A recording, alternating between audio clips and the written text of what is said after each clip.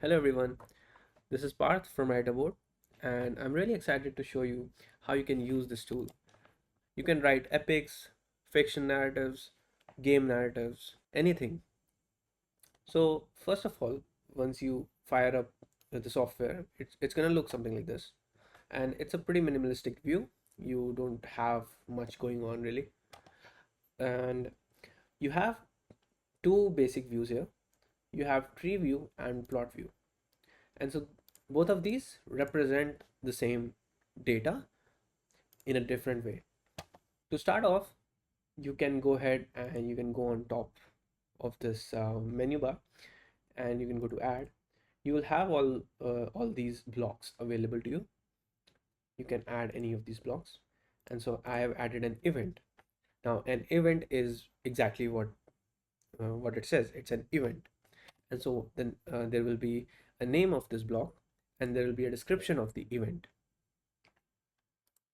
Similarly, you can add something like let's say a character, and so you will have the name of this block, which is same as the name of the character, and then you will have its data like the age. Let's say you can define traits, you can define relations between other characters, you can find its references, which is a really powerful thing, and we'll talk about it. You can give it some additional images. You can also give it its display picture here. Now, if you look at the plot view, you will see that you have an event and character, same as the tree view. This is what I mean by both representing the same data, but in different ways. Now, you can you can pretty much imagine that this view is more for connecting storylines and branching off different storylines and connecting those branches together and that sort of thing. This view is more for rapid linear writing, and so you can have a dialogue by the character Joe, of course. He says it happily, and he says that it's a really good day. And so you see, this is a sort of format which you typically see in a script of a film, right? And that's something that's really cool. We have designed this so that you feel like you're writing a script, and plot view is more for the outline or more for the structure of the story itself. And that's how WriterBoard works. Now, there's something really important. If I let's say if I add an action node here, right? Joe does something, of course, right? And you see this EOS flag, which is only on this node and not on the other nodes. This flag is important to know because this is your end of story flag, and so this flag automatically propagates to the nodes which you're adding.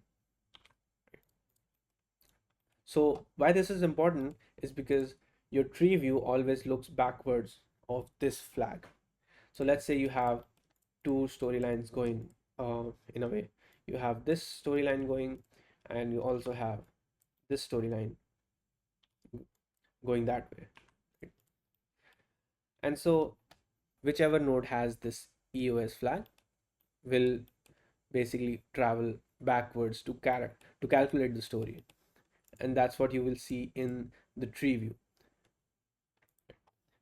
because the tree view is always linear. Now, what happens if you try to branch in or like connect two storylines? So I'll take a node here and I'll try to connect both of these here. And so this is a merge event, let's say, right? And so what will happen is if you go in the tree view, you will see a branch selector which will let you choose between the branches that you want to see. And that this is really powerful because you can now see any branch that you want, and you can traverse your story in any way while you have it all saved as different branches. And so what's really special is if you take a scene node, right? A scene node can contain other nodes. If you double click on a scene node uh, and you see nothing, but it's basically means you've gone inside it. And so you can see there's a breadcrumb here, and you can go back to the root level pretty easily, and you can go back inside and you can have your story which is happening inside this scene, which is really cool. And so now this scene now contains some nodes. So if you go into in the tree view, you can see that it has opened up like this, and you can close it for your convenience. And so you can have multiple hierarchies going on. You can have nodes inside nodes inside nodes. Currently, uh, this behavior only works on the scene node and the event node. So you can have major events, and you can later on you can detail them out literally inside them. The other thing we have, of course, is relations view. If you want to see the relations chart between characters. And so let me show you that with an example. And so I have this sample file loaded up. It is a classic Sherlock Holmes story, and you can see it's all essentially laid out in the form of scenes. And so these all are different scenes, and these are some events at the end, of course, and all of them have something happening inside them. So if you go to the tree view, you can see you can open any of these, and you can have the storyline inside. If you go to any other characters, which I have here, for example, you can see its references. And this is another really powerful thing about WriterBoard is you can actually reference characters. You're actually referencing them when you put a character in an action or a dialogue node. You have a way of referencing any character anywhere. Is if you go to any event or any node which has a text field, you can type at and you can choose any character. Not only any character, you can choose any scene, you can choose anything. So I can reference any character here. This is softly referencing Sherlock Holmes, and you can even click on it and go to Sherlock's character. Now, this referencing comes really handy when you're trying to cross-reference them to something else. In the window, if you go to cross-references, you can actually have it cross-referenced with other parameters.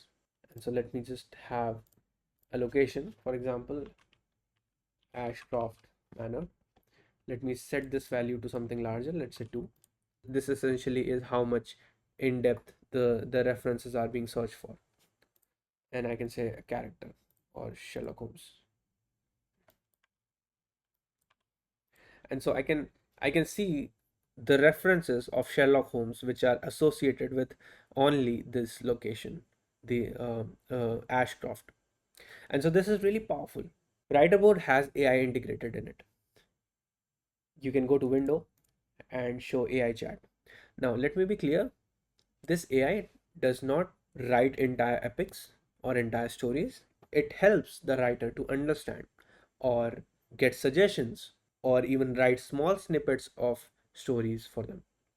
It doesn't write entire stories for the writer because we believe stories come from a mind of a human. To connect AI with the actual model, we are using OpenAI, and you can basically go to preferences, go to AI, and here you're gonna have to select OpenAI, and you're gonna have to uh, paste the API key, which you can get from OpenAI's website. And once you click OK, and you can then tell ChatGPT to analyze the current story.